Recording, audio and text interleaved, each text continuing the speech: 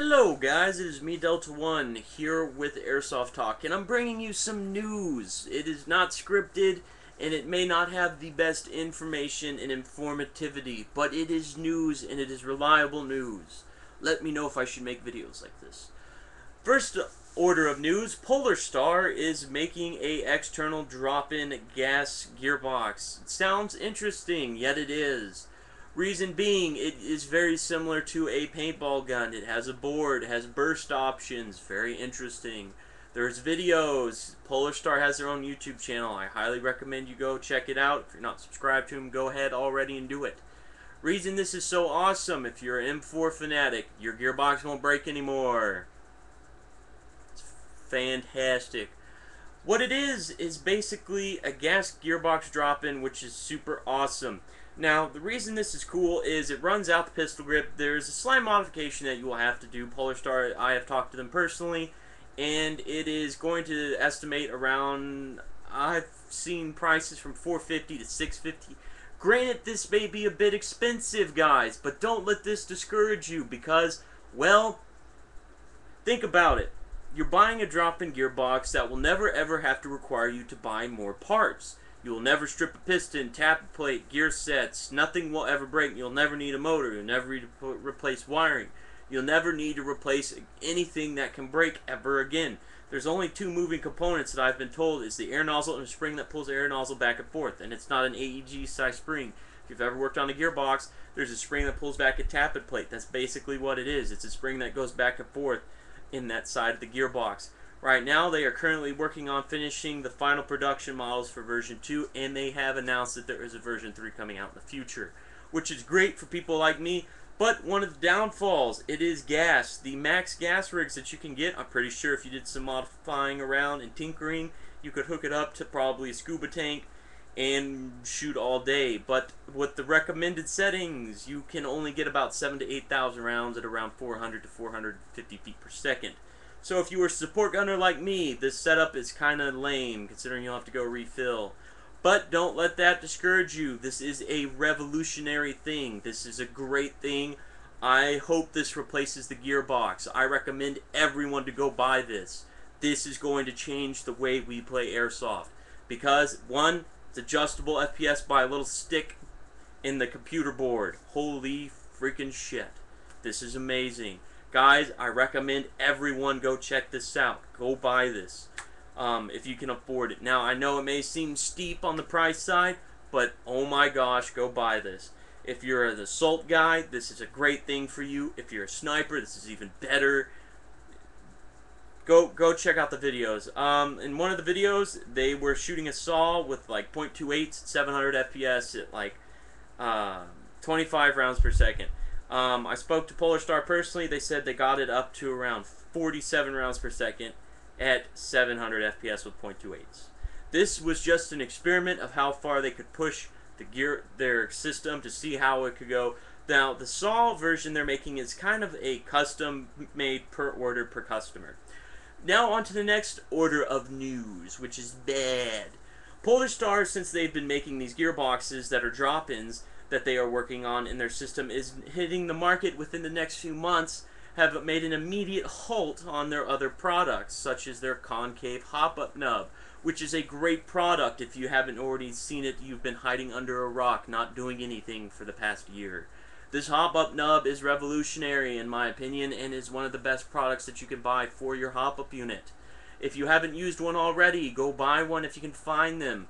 Since they've been working on these awesome gearboxes, which you should go buy once they come out, they discontinued these because all their efforts have been going to their gearboxes. Now, since that's on the table, this sucks. Since it was originally made by Shredder's Customs will probably have to be the one to manufacture these. Now, since Polar Star kind of, I guess, bought them out, I don't know how exactly it worked, but I guess they mass-produced it for them. We'll have to continue producing these, so I guess we'll have to go a time period without these hop-up nubs, which will be a very painful time period unless you want to use your own type of hop-up nub. So guys, start looking for a new hop-up nub unless you can go find them or you have a new one yourself. On that note, let's talk about AK-47s and 74s. LCT. I've heard not confirmed rumors, but I've been hearing rumors myself that LCT is dead. Yes, I've heard this is true from very good sources. If you have any information on this, please let me know. Because LCT is, well, a great company, but they are really expensive, and I do not want to pay for something that should not be this expensive when I can actually go buy the real one itself for actually $100 cheaper. Anyways, moving on. D-Boys. Yes, we're going to talk about D-Boys. D-Boys is now importing all steel AKs. Now, you may already hear me talk about AKs enough, guys, but D-Boys is something you should look into. D-Boys is a great company. D-Boys AKs are now being imported in all steel AKs, which are made in the actual cast molds that the old VFCs were made in. Considering VFCs, I've been heard that they are now discontinued. Yes, I've been hearing that VFC AKs are discontinued as of now, which is extremely lame. So if you have a VFC AK, I highly encourage you to hold on to it with your arms and legs and face and lips, nose, eyebrows, and every ounce of energy that you have. Now, moving on, we're going to keep talking about it. So I don't know why I said move on, but anyways. About that, VFC sold off the machining, cast molds, everything that they used to make their AKs to D-Boys. So D-Boys is now manufacturing all steel AKs, which are 1-to-1 clones of the actual VFC all steel AKs. The only difference is that basically, I haven't seen or held one of the actual steel AKs from D-Boys yet. I will be getting one in the next week and a half, and I will do a comparison. We will find out if the outer barrel assembly is aluminum or pot metal, which shall be an interesting thing to see because I will do a comparison, which I'm very excited for. But the main differences are internally. There's no auto shimming, thank God. Auto shimming is fail. The pistons are a little bit different. They are made out of a different material, and there is no aluminum piston heads, which is kind of, not a big deal. But the main difference is that they did keep, which is a very big deal, is that there is a hole in the back of the gearbox. Thank God. For people who work on gearboxes like I do, having the capabilities of shoving your screwdriver in the back and holding your spring guide down make a big world of difference. Now, moving on. Snow Wolf Barretts. People may have been asking me and spamming the hell out of my business email, where's the Snow Wolf Barrett? Where's Snow Wolf Barrett?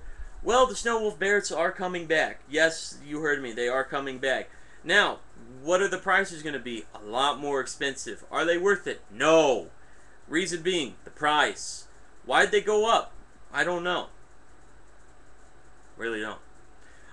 Is there going to be differences? We'll find out. I've been told that the original ones that were released on Airsplat and the ones that I had were prototype models. So we'll find out. Very curious to know is the original models were prototypes or that the fact that they had to make brand new molds and that they were made out of different materials. So we'll see and find out within the next year or two if this is true or not. The reason I say year or two is just getting them all the way over here and through customs is a big deal. So guys, this is Airsoft News, the first time on Airsoft Talk, and tell me if I should make more of these, and thanks for watching.